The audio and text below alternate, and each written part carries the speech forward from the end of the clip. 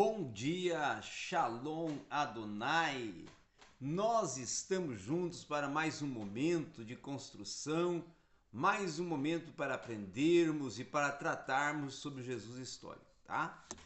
Quando nós estamos trabalhando com Jesus histórico, principalmente, nós temos que percorrer o caminho do Jesus histórico para pensar o quê?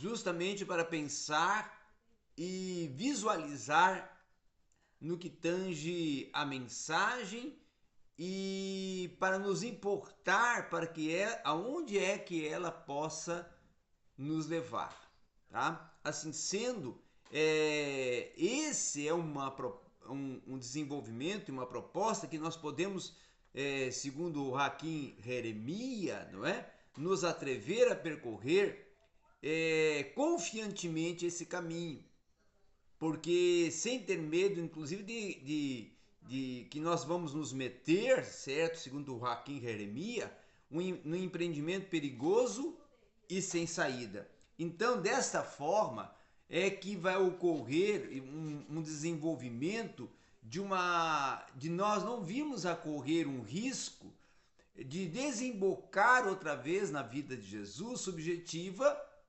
modernista, e também de nós, como todos os do século XIX, virmos a dar-nos conta e sem querer inclusive fazer uma projeção de nossa própria teologia sobre Jesus de Nazaré. Então o Hakim Jeremias está fazendo essa pergunta, se nós não vamos vir a projetar nossa própria teologia num caminho em que só irá distorcer algumas questões centrais, né? Então, sobre isso, há de se conhecer que é verdade que um historiador não vai conseguir jamais descartar plenamente o seu eu, tá? Das próprias investigações.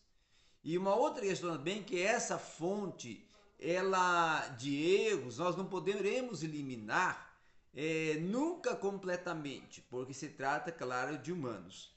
E contudo, isso não é motivo até para se desanimar, porque agora estamos numa situação completamente distinta dentro dos meados do século XIX. Uma outra questão também é que, de fato, estarmos melhor preparados e organizados, nós nos tornamos mais modestos, porque as faltas e erros cometidos nessa investigação sobre a vida de Jesus, elas vão nos pôr em guarda contra o afã de querer saber, inclusive, mais do que nós podemos saber. Uma outra questão também é que que já está, inclusive, considerado infinitamente valioso, ela vai ser decisiva para nós virmos a possuir uma utilização de uma metáfora que dentro dos muros de proteção que vão nos impedir a modernização arbitrária de Jesus, que vai desenvolver, vai discorrer, afirmar, arguir o Jesus, a tese e a corrente, a proposta do Jesus histórico, tá? Então, nós podemos primeiramente pensar que até o próprio Joaquim Jeremias, tá, na sua obra, ele vai dizer que ele se contenta, né, em fazer algumas indicações de uma maneira brevíssima e assimilando alguns fatos do que é tratado, trabalhado, discutido dentro do Jesus histórico, tá? Então essa investigação, por exemplo, crítica do século XIX, principalmente, ela tem levantado, vamos dizer assim, o primeiro muro de defesa com a sua crítica literária. Inclusive, uma obra digna de admiração é que ela vai se levantar a cabo com, vamos dizer assim, métodos que são cada vez mais primorosos. Então, esta crítica, ela vai nos ensinar a distinguir entre essas diversas fontes, ou seja, mais exatamente porque cada vez mais nós vamos se tornar céticos em relação à hipótese de fontes escritas, tá? E uma outra questão também que ele vai defender que entre diversas correntes da tradição, a tradição de Marcos principalmente, a tradição dos Logia, tá? As tradições especiais de Lucas, de Mateus e também de João, elas são responsáveis por uma comprovação da crítica literária que vai nos permitir remontar até o estágio da tradição oral que vai proceder os nossos evangelhos. E aí, essa ação da tradição oral, ela nos ensina, além disso, a considerar a técnica da composição que é, vamos dizer assim, usada pelos evangelistas como uma proporcionadora de um auxílio magnífico que vai conceder um curso da tradição até nós remontarmos o estágio de cunho pré-literário.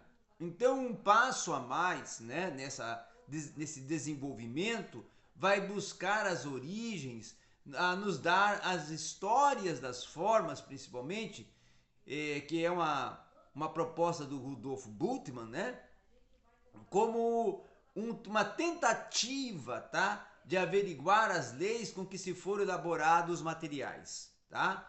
E com isso, de um ponto de vista, vamos dizer assim, inteiramente distinto, vai nos permitir penetrar nas origens e o desenvolvimento da tradição.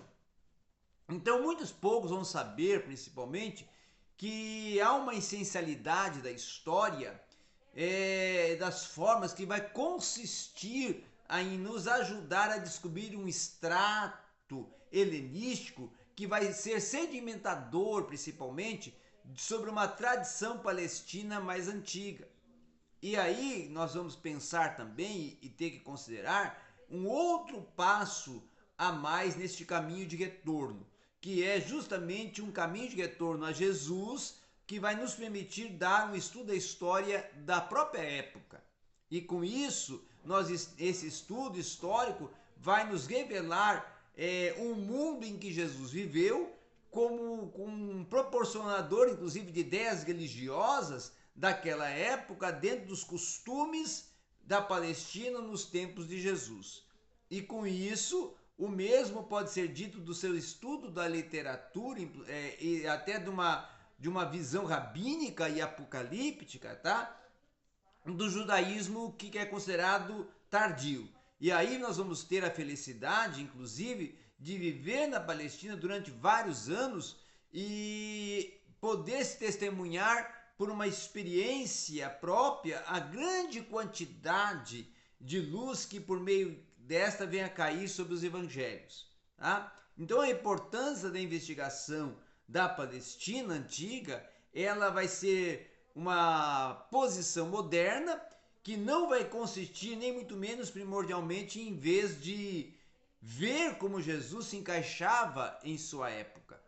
Então a proposta é justamente ver como Jesus se encaixava em sua época, tá? E uma outra questão também é que essa significação principal, ela foi outra dentro de uma proposta onde descobriu-se de modo totalmente novo a vida e a oposição de Jesus à piedade de sua época, e nisso, tá, é que eles vão trabalhar e vão se sustentar para afirmar também uma importância principal dos novos textos descobertos nas proximidades do Mar Morto. E aí eles vão inserir o essenismo, que vão chegar a ser proporcionadores de um conhecimento através desses textos, que vai nos permitir entrever pelas coisas, principalmente que vai se dizer de um judaísmo tardio, aonde vai surgir um pleno caminho de uma ânsia de restaurar em seu estado puro a congregação de Deus, e agora vai ser proporcionador de uma clareza de sentido obtido por Jesus quando se opõe com um não, e se torna tão radical a todas estas tentativas, principalmente. Então a investigação contextual do mundo em que Jesus viveu, ela vai conduzir necessariamente a uma preocupação em conhecer o bem e desenvolver bem a questões linguísticas, tá? Principalmente da sua língua materna, tá? E aí nós vamos ver surgir a discussão, todo o caminho divergente trabalhado e desenvolvido pelo Jesus histórico como uma proposta de desconstruir algumas teses e principalmente alguns elementos propulsores que estão inseridos na vida de Jesus Cristo, tá? Era isso então que nós temos para tratar e apresentar nessa série de aulas e também de argumentações sobre o Jesus histórico, a fim de chegarmos a explicar e apresentar todo o conteúdo e a dimensão do que veio a ser o Jesus histórico e qual foi os seus pontos negativos e prejudiciais para a própria teologia. Obrigado a todos.